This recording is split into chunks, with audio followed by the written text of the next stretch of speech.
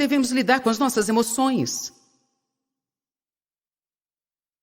Todos nós as temos. E parece que elas se mostram quando menos queremos. Eu recentemente falei para o meu marido: eu não sei o que teria feito da minha vida se eu não tivesse aprendido que as emoções nunca param de existir, mas nós podemos aprender a lidar com elas. Essa é uma das coisas importantes que eu quero ensinar nesse fim de semana, porque eu passei a minha vida toda desejando não ter sentido certas coisas. Bem, desejei nunca ter sentido raiva, nunca ter sido impaciente. Desejei nunca ter sido ofendida. Nunca ter me sentido mal. Desejei nunca ter me sentido triste. Mas parece que quanto mais eu repreendia, quanto mais eu orava, quanto mais eu tentava crer em Deus para que algumas dessas emoções negativas não me aparecessem, elas continuavam voltando. Finalmente eu aprendi um segredo. Na palavra de Deus, no livro de Gálatas, capítulo 5, que ele nos deu um fruto chamado autocontrole. Autocontrole. Na verdade, em 2 Timóteo, capítulo 1, verso 7, Paulo disse a Timóteo: Deus não nos tem dado espírito de medo, mas de poder, amor e temperança. Mas se você ler a Bíblia Amplificada, diz assim: um espírito de poder e de amor, e uma mente bem calma, bem equilibrada, e um espírito de autocontrole. Então a verdade é que Deus colocou um espírito ou um fruto de autocontrole em nós. É triste dizer, muitas pessoas gastam seu tempo tentando controlar os outros quando deviam controlar a si mesmas. Aleluia! Na verdade, esse espírito de poder, amor e temperança, ou autocontrole, o poder é supostamente para ser usado contra o diabo, o amor é para ser usado com as outras pessoas. E o controle é para usar consigo mesmo. Mas é triste dizer que as pessoas tentam amar a si mesmas, controlar os outros e usar o poder para um propósito diferente. Não espírito de medo, mas de poder, amor e temperança, um espírito de autocontrole. Eu quero que todos falem bem alto. Eu tenho autocontrole. Se você é cristão, nunca na sua vida poderia dizer: eu não tenho controle. Porque você pode controlar-se a si mesmo. Se você desejar e começar a praticar, esse fruto vai desenvolver e crescer. E o autocontrole vai se tornar um grande amigo na sua vida. O autocontrole precisa ser trabalhado em todas as áreas da sua vida. Se você ler a lista dos frutos do Espírito em Gálatas 5, começa com amor. Amor, alegria, paz, paciência, bondade, benignidade, humildade, fidelidade, autocontrole. Tenho certeza que perdi algo, mas vou lhe explicar. Amor é o primeiro, autocontrole é o último. Deus me mostrou um dia que o amor é o que começa e todos os outros são decorrentes do amor. Amor, alegria, paz, paciência. Mas o autocontrole está aqui no final e funciona como um rodapé. Sem autocontrole, nenhum desses frutos pode funcionar. Sem amor no início, nenhum deles funciona. E sem autocontrole do outro lado, como eu posso ter paz se eu não tiver autocontrole? Como eu posso ser fiel se eu não tiver autocontrole? Como eu posso mostrar humildade se eu não tiver autocontrole? Então, verdadeiramente precisamos pensar sobre autocontrole. E precisamos saber que Deus vai nos pedir conta disso. Ele colocou isso em nós. E espera que usemos. Então eu comecei a perceber que essas emoções que eu não queria ter não iam embora, mas Deus realmente esperava que eu tivesse controle sobre elas. Principalmente as negativas. Em outras palavras, se eu sinto raiva, a Bíblia fala para eu me zangar, mas não pecar. Eu não posso evitar, de repente, de me sentir irada, mas eu posso não pecar, aprendendo a usar o autocontrole. E sem deixar essa raiva sair de mim de uma maneira errada. Eu não preciso reprimi-la e fingir que ela não está lá, mas eu preciso aprender com que eu devo ficar irada. E a Bíblia diz que nós não lutamos contra carne e sangue, então as pessoas não são minhas inimigas. E se eu ficar com raiva de alguém, então devo ficar com raiva do diabo, que está agindo através daquela pessoa. Como eu posso revidar o diabo? Vencendo o mal com o bem. É exatamente isso que a Bíblia diz. Exatamente isso. Abençoe os seus inimigos. Se alguém te trata mal, isso te deixa com raiva.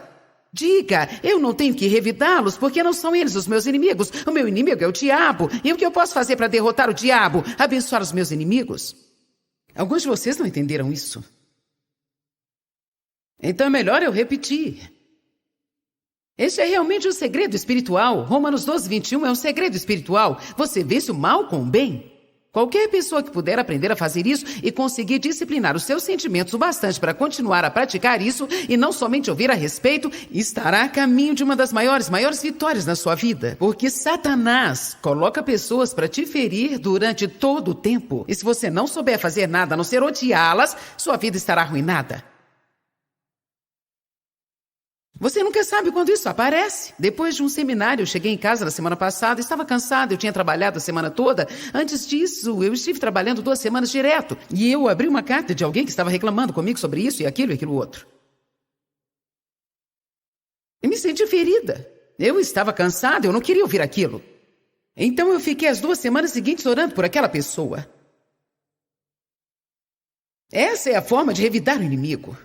Não ajuda em nada você tentar defender a si mesmo. Não ajuda em nada você tentar dizer às pessoas o quanto você é maravilhoso, pois elas não entendem.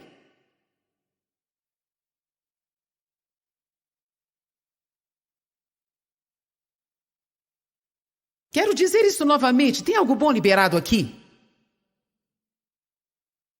Quando você sentir raiva, quando se sentir ofendido, quando se sentir ferido e machucado, você pode controlar a si mesmo.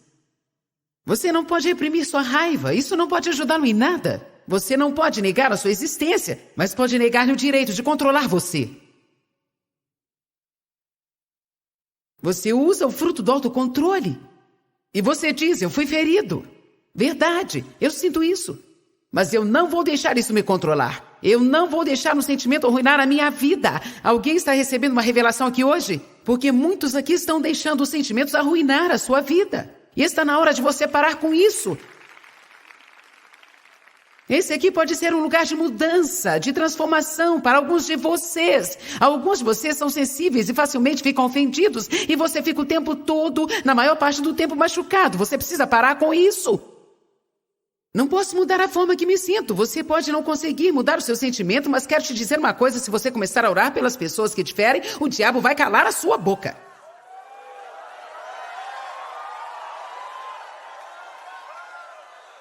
Então quero dizer isso mais uma vez para ter certeza que você me entendeu. Quando você sentir essas emoções negativas, não permita que elas te controlem. Sua guerra não é contra as pessoas. Efésios 6:12 diz, nossa guerra não é contra carne e sangue, mas contra principados, poderes e toda maldade nas regiões celestes.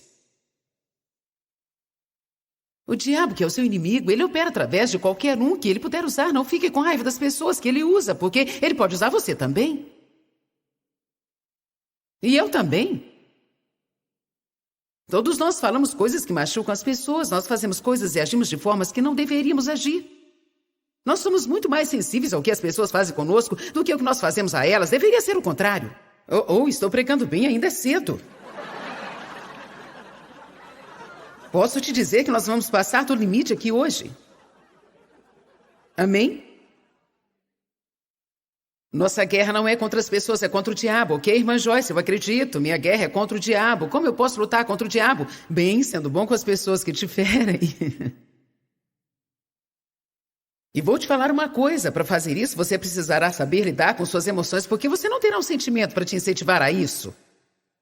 Você me entende? Você não terá um sentimento que o encorajará a orar pelos seus inimigos e ser uma bênção na vida deles. Você terá vontade de falar mal deles, mas você vai se autodisciplinar e não fará isso. Porque você tem autocontrole. Diga, eu tenho autocontrole. Nem todos falaram. Alguns ainda não decidiram se realmente querem isso. Vamos todos juntos. Eu tenho autocontrole.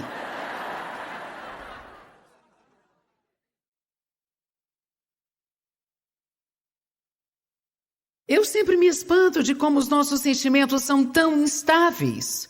Me espanta demais. Ainda não consigo entender como eu posso ir para a cama me sentindo bem. Glória a Deus, tive um ótimo dia. E acordar no outro dia pela manhã como se alguém tivesse batido na minha cabeça. Ou ir para a cama com um ótimo humor e acordar. Algumas vezes, quando eu vou dormir, eu estou me sentindo bem fisicamente. E quando acordo, eu não estou mais. Fico pensando, o que aconteceu à noite? Eu não entendo. Mas eu aprendi que se nós vivíamos pelos nossos sentimentos, certamente poderíamos escrever em nossas vidas destruído, manipulado e controlado pelo inimigo. Porque as emoções são o inimigo número 1 do cristão. Mais do que tudo, as pessoas falam para as outras como elas se sentem. Nós precisamos decidir algumas coisas nesta conferência. Se nós vamos crer no Deus da Bíblia ou o Deus com D minúsculo dos nossos sentimentos. Sentimentos não é Deus, mas algumas vezes nós fazemos deles o nosso Deus. Eu quero dizer com isso que nós nos prostramos a eles. Obedecemos os nossos sentimentos e fazemos o que eles nos mandam fazer, e na verdade nossos sentimentos não falam a verdade. Eles querem nos usar e nos manipular, nos controlar. Temos que aprender o que a palavra de Deus diz e temos que acreditar na palavra acima dos nossos sentimentos. Algumas vezes nós cremos no que sentimos, mais do que cremos na palavra. Você vai entender melhor o que eu quero dizer na próxima mensagem. Tem pessoas que, se não sentem a presença de Deus, pensam que Ele não está aqui. Se elas sentem que não romperam enquanto estavam orando, elas creem que não receberam o rompimento. Muitas vezes nós não cremos no que nós não sentimos. Muitas vezes você não crê no que não está sentindo. Então vamos. Hebreus 4:12.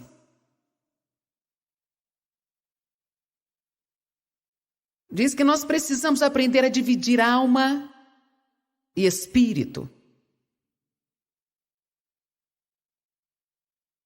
Diz assim: a palavra de Deus é viva e cheia de poder. É ativa, operante, energizante, efetiva. É mais afiada do que uma espada de 2 gumes, que penetra dividindo a linha da alma e do espírito. A Bíblia Amplificada diz: o sopro da vida, a alma e o espírito imortal juntas, medulas, as partes mais profundas do nosso ser. Expondo, verificando e analisando para um propósito de simplicidade, a versão King James diz: só a palavra de Deus, somente a palavra de Deus pode nos ajudar a dividir a alma e o espírito. O que isso quer dizer? Só a palavra de Deus pode nos ensinar a reconhecer o que é de Deus e o que é nosso. A alma é minha. Deus é Deus. Mas a alma sou eu. Sua alma é você. Você tem o Espírito. Quando você nasce de novo, Pai, Filho e Espírito Santo vêm habitar no seu espírito. Pelo poder do Espírito Santo. Mas você ainda é você. O alvo é aprender como ser guiado, levado e controlado pelo Espírito de Deus que está em você. E em mim, mas para isso acontecer é necessário que uma obra seja feita nas nossas almas. O que é a minha alma? A minha alma é a minha mente, minha vontade, minhas emoções. A mente me diz o que eu penso, não o que Deus pensa.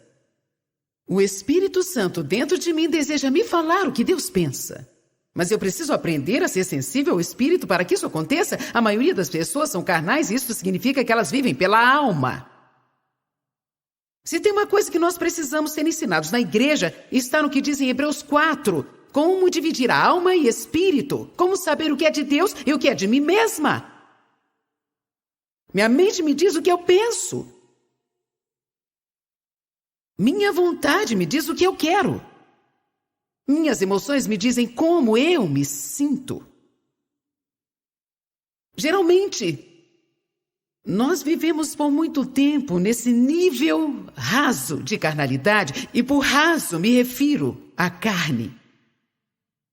Nosso espírito se encontra no profundo do nosso ser. Nessa tarde eu quero te mostrar uma passagem que Jesus desafiou os discípulos a irem às profundezas. Ele estava usando um exemplo de pesca em águas mais profundas para poderem pescar mais peixe. Mas nós vamos usar isso para um propósito espiritual aqui, porque eu acredito que isso seja uma figura espiritual do que estava acontecendo naquela expedição de pesca. Temos que dizer para as pessoas hoje: venham às profundezas do Espírito. Saia do nível raso de carnalidade e do nível raso de viver pelo que você quer, pensa e sente. E se prepare para uma pesca de bênçãos, incluindo tudo que está disponível pelo derramamento da presença de Deus na sua vida, para que Ele supra as suas necessidades financeiras do dia a dia. Deus quer te abençoar em todas as áreas. Ele quer que você o escute. Ele tem segredos e mistérios reservados para você. Tem revelações sobre sabedoria e conhecimento. Ele quer que você conheça Ele, o poder da sua ressurreição, conheça os seus caminhos e seja uma bênção para as outras pessoas. Ele quer que você seja saudável. Ele quer que você tenha prosperidade, criatividade. Mas você não encontrará isso no nível raso do que você deseja, pensa ou sente. Vocês estão entendendo? Eu quero, eu penso, eu sinto. Eu quero, eu penso, eu sinto. Eu quero, eu penso, eu sinto. Escuta aqui, escute a si mesmo, escute as outras pessoas. Escute a si mesmo. É isso que nós falamos o tempo todo. Eu quero, eu penso, eu sinto. Eu quero, eu penso, eu quero, eu sinto, eu penso. Eu quero, eu penso, eu sinto. Eu quero, eu penso. Deixa eu te falar o que eu penso, deixa eu te falar o que eu sinto. É assim que eu me sinto, é o dia inteiro, 7 dias por semana.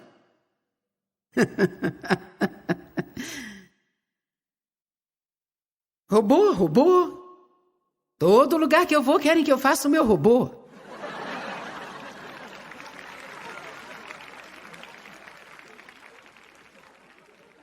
Talvez. Eu não estou com vontade de fazer agora. Eu não acho que seja uma boa ideia, eu não quero fazer. Então, a não ser que Deus me fale para fazer, eu não vou fazer. Talvez mais tarde, mas o que eu quero dizer... Nós vivemos neste reino do que eu quero, eu penso, eu sinto. E quando estamos presos demais a isso, nós perdemos a vontade de Deus para nós. Vamos abrir um pouquinho João capítulo 5, verso 30, porque eu quero te mostrar uma coisa tremenda.